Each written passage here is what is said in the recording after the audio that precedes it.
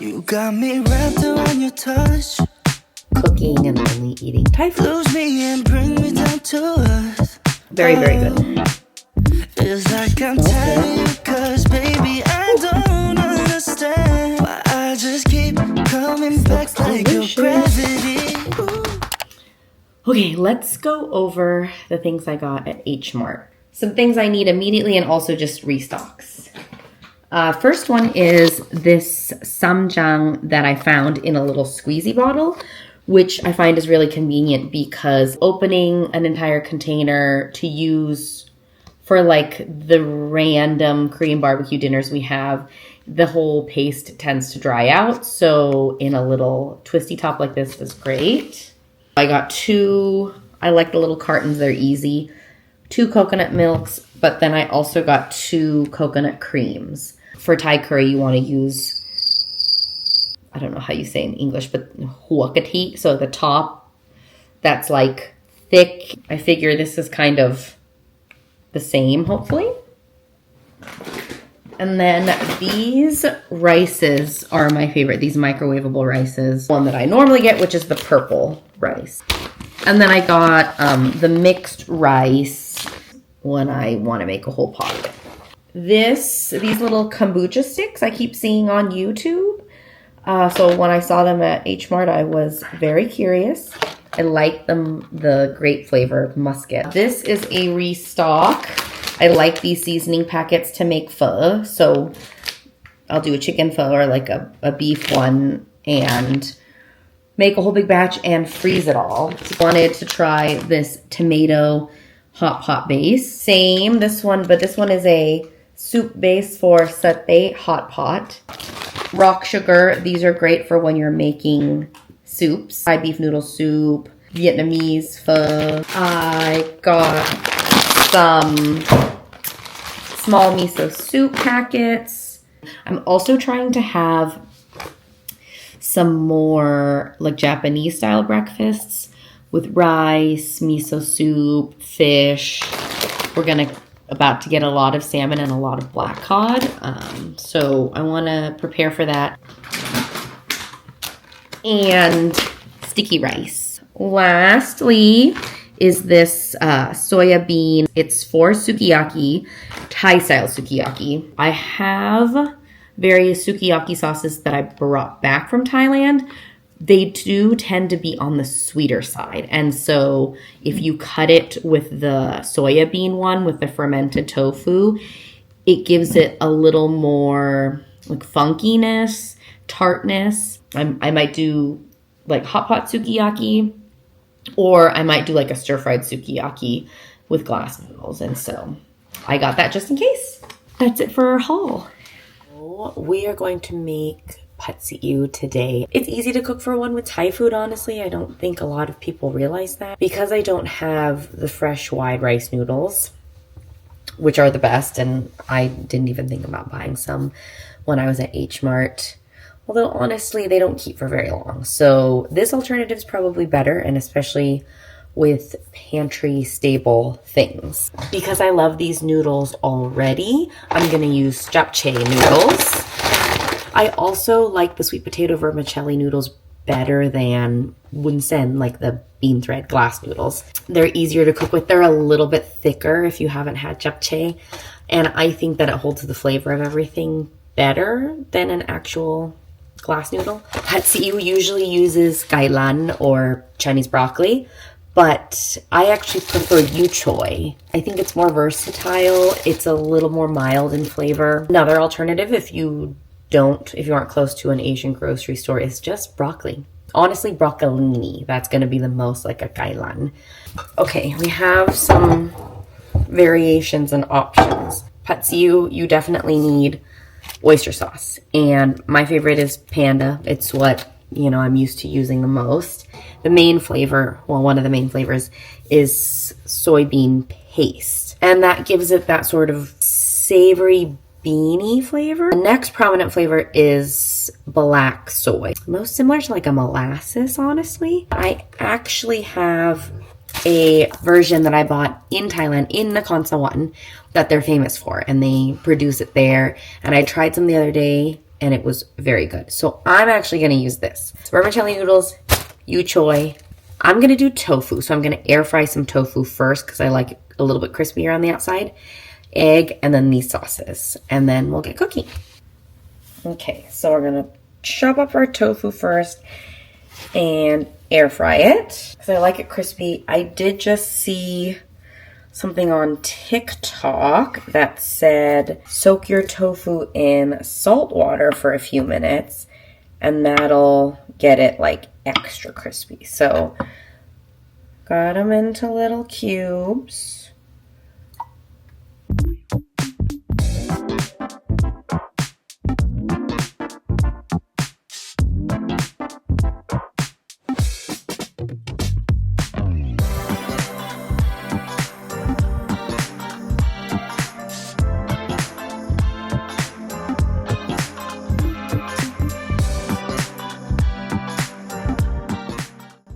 This is pretty good. I'm gonna rinse it and then just prep everything, probably get going on the noodles.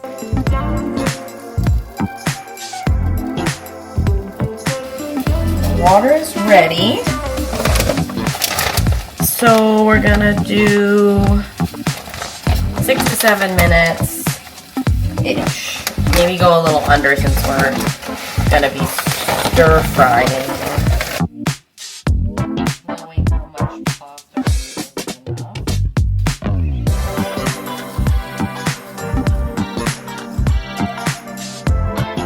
Okay, I think that's good. Only 6 to 7 minutes. Yeah, definitely ready. Probably could have taken this out sooner.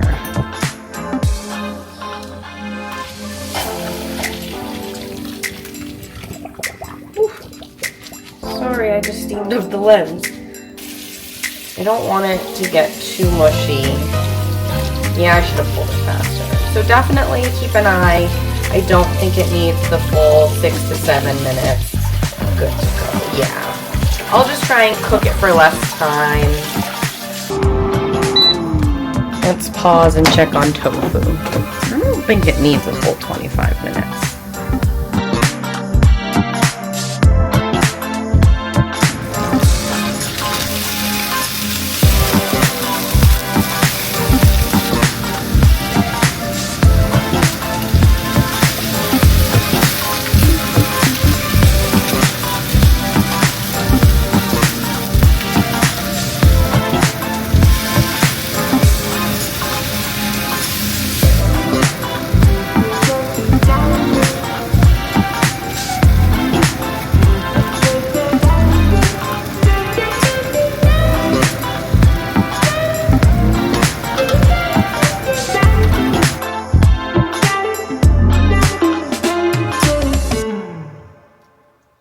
All done. Let's see how it tastes.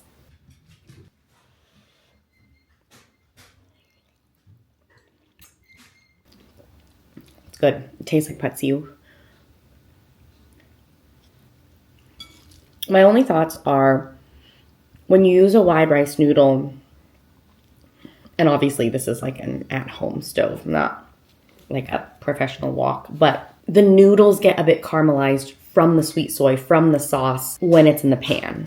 So you have that little layer of caramelization that's really good in patsiu from that black or sweet soy. You don't get that with this because they're like soft, chewy, clear noodles. You know, I was afraid that I was going to overcook it. That's why I don't have that caramelization. The other thing is you do need, in addition to oyster sauce, you will need soy or fish sauce. So you need a little more salt, a little less sweet, and also I cooked too many noodles. I knew I was going to. Some people will say like, oh, there's not enough noodles. I need more noodles. What people don't get, and especially with something like pad thai, is if you put too many noodles, everything else tastes off and it's just starchy and sticky and not good. Sometimes less is more, right? So those are my thoughts.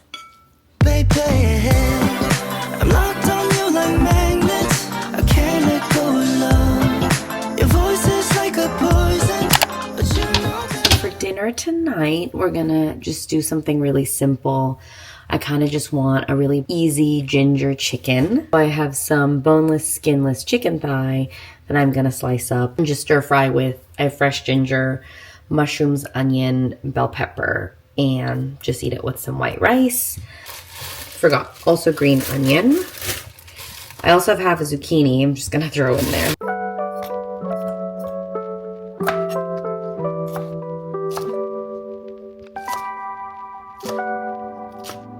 Girl, you got me down so bad. I can't say enough. She pull up with that new thing. Please don't fall in love, 'cause I think of you all day. Yeah, I was running through my brain, can't be nothing. 'Cause I just know you got me thinking about forever. Gotta crush, crush, crush. Forgot to do one thing before I dirtied my cutting board and knife with raw chicken. A little ginger goes a long way. I don't personally like just eating hunks of ginger unless it's pickled. I will slice my ginger for something like this a little bit bigger. Normally, if you had like jarred or pickled ginger, you would just, you know, have these little slivers. I'm slicing them like this so that the flavor gets infused, but it's easier to avoid. For me personally, that's gonna be just enough. And for sauce, I'm just gonna do a simple mushroom sauce. If you can find this anywhere, buy it, because I use this for everything. If you don't have something like this, you could also just use a regular oyster sauce, add a little soy, but I like this because I don't have to add anything else. I need you, baby, let me stay by your side. Come and show me, 'cause I just know you got me thinking about forever. Gotta crush, crush, crush on you. I just wanna be your only crush, crush, crush on you. I'm not the type, give it in, bring it out to your mind. Let me tell you now, I gotta crush, crush, crush on you.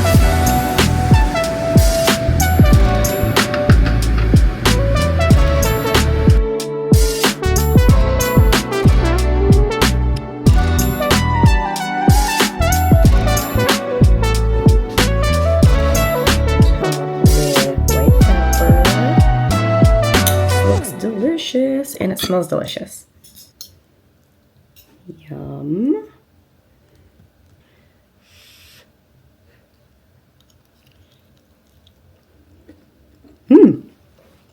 Very good. Very, very good. The ginger comes through really prominently, and I don't even have to bite into a chunk of ginger. That's exactly the way I wanted it. I did this with chicken thigh. You could do it with chicken breast. Also, tofu. I would, if I didn't have chicken, I would probably just do tofu. Yeah, really simple, yummy, and healthy. So for dinner tonight, I'm gonna do green curry. I'm going to do green curry with homemade fish balls. So I have just some rockfish. I've never made this before, and I don't really have a recipe, but I have an idea of what I'm gonna do. So I'm gonna make the homemade fish balls, green curry. For veggies, I'm gonna do the chayote squash. I think that's how you say it, chayote squash, and green beans. Normally there would be basil, Thai basil, but it's really hard to get Thai basil here in town. I mean, I could get a pound of it, which is still a lot of Thai basil for one dish. So I'm just gonna go without. I feel like it would be way too much basil just for me since I'm cooking for one, and I don't want to waste it either. So I've got coconut milk and coconut cream. I'm going to pre-cook the squash. It takes a while to get soft. So we'll boil the squash first, make the fish balls, and then I'll do the curry.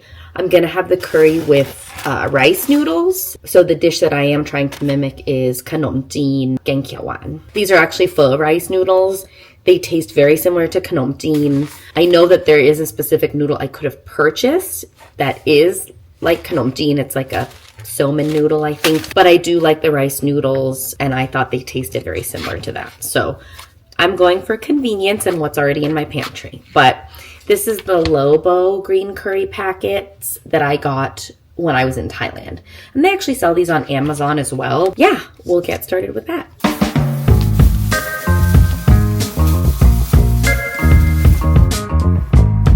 I love this squash because it's the closest thing to, in Thailand, there's also this kind of squash called buap, and it's in a lot of curries. It's also used to stir fry with eggs a lot. I think technically winter melon squash is probably the closest thing. And you do want to cut the, they're not super visible, but you do want to cut the little sort of pit out.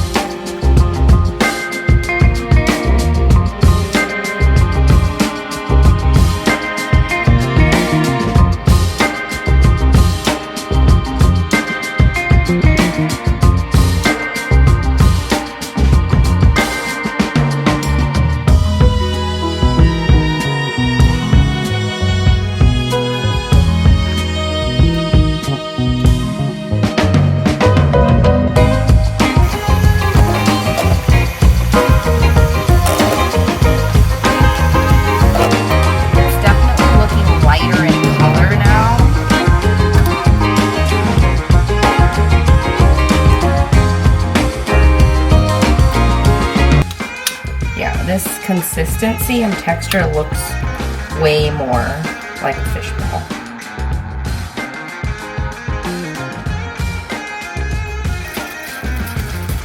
Okay, it has risen to the top, so theoretically it means it's done. So let's check it, which is going to be really hot.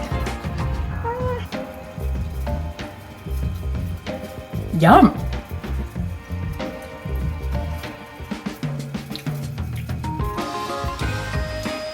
Okay, I did it. Could use a little more seasoning, like salt or the soy Golden Mountain, but I also feel like it's going in green curry. You don't really need it to be super flavorful because it's gonna get the flavor from the curry. Or like if you did a dipping sauce. Okay. Yeah, really good. Okay, I'm gonna keep making these and then we'll come back and put everything together.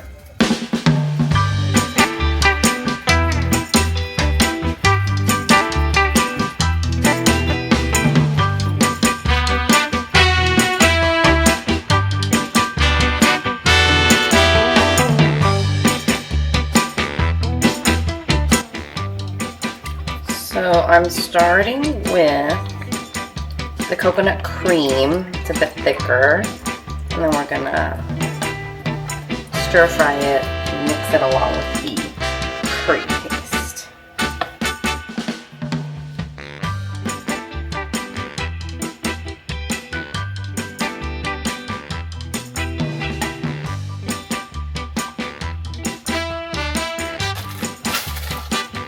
Frozen galanga.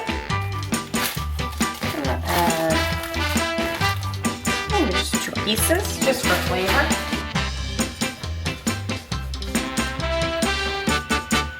Lemongrass that I had in my freezer also. One thing I don't have are lime leaves. More coconut milk.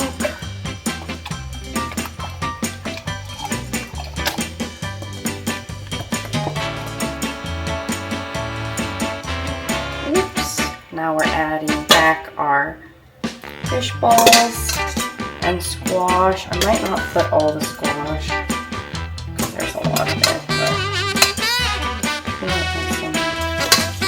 But actually, no, I'm gonna put all the squash. I'm gonna have green beans. Now we're gonna cover.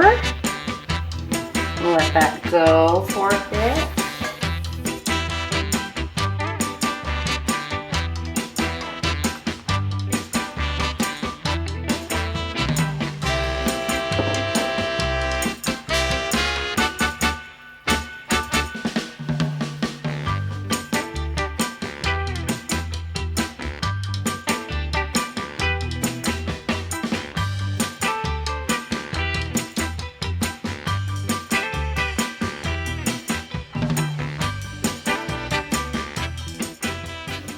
So for the noodles, we're just gonna cook based on package directions, which I believe it's just boil hot water, put the noodles in here and cover it with a lid. And then you just let it sit for 2 minutes. So easy. And I'm just gonna make enough noodles. I'm cooking them separately, obviously, because the curry is gonna go over the noodles, but I'm only gonna cook enough noodles for, again, I always do this, I always make too much, but ideally just for one meal. And then the rest of the green curry I can eat with like freshly boiled noodles, again, or rice. Again, I'm always the worst at eyeballing this, but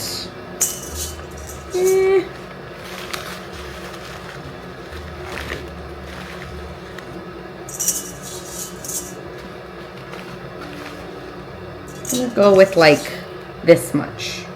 I need to buy one of those.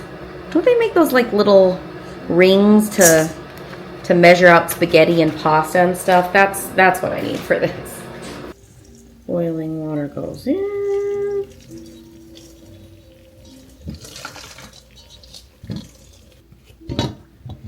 Okay. Siri, set an alarm for 2 minutes. 2 minutes starting now. Ooh, this is always scary.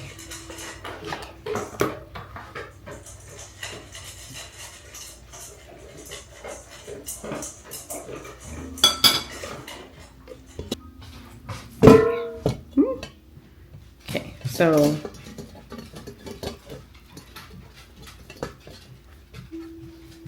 they're usually twirled in these little, mine are not gonna be as pretty.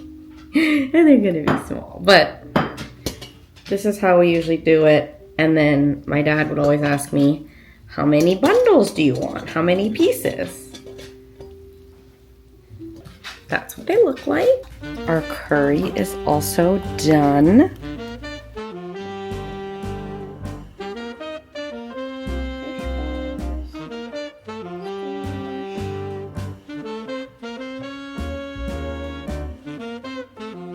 Okay, I feel like this is not bad for using a green curry mix and not making my own, which ideally that's what you want to do. You want to make your own, freeze it, whatever. Never having made fish balls before, they turned out great. So let's try it and see. We're gonna try and get the perfect bite, of course. Some noodles, piece of fish ball, little chunk of squash, and garlic.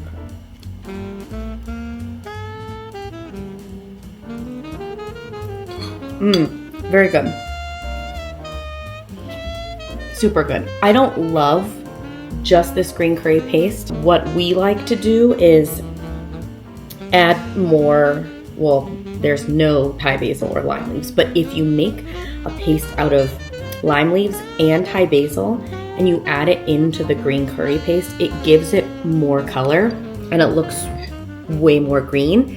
Like this shade doesn't look green. You wouldn't know that it's green curry because green curry paste itself is pretty spicy. It's spicier than red curry, yellow curry, definitely. Green curry is the spiciest. So without adding more aromatics and herbs, the prominent flavor is the spiciness, which is fine, except for it can be deceiving once you put the coconut milk in there because it looks pretty diluted. It doesn't look like it'd be spicy at all. So even eating this is a little bit spicy. I wish I had added a little bit more fish sauce, which I'll probably do here to the big batch in a moment, because once you have the noodles in there, tasting the curry by itself, it tastes fine salt-wise, but once you're eating the fish balls, because they aren't super salty, and you're eating the noodles, it is a little bit more mellow. So that's something I would do. I forgot to boil an egg. Khanom jin is often served with like a hard-boiled egg on the side. That's something that I meant to do, but I realized that as I was, twirling the noodles, and that would take another 12 minutes, which I don't want to do. So adding a boiled egg. Also, when you're making your fish balls, using a stand mixer. That's way easier than what I did. I think that it still is best if you don't blend it, because I do like that there's still some texture in my fish balls versus like one lump, like a hot dog. Those taste kind of over processed. It's still bouncy, the fish ball is, when you eat it. So I think the combination of the egg whites, really just hand mixing it for a while, helped that bounciness and the cornstarch. In terms of convenience, just use a hand mixer to do it next time.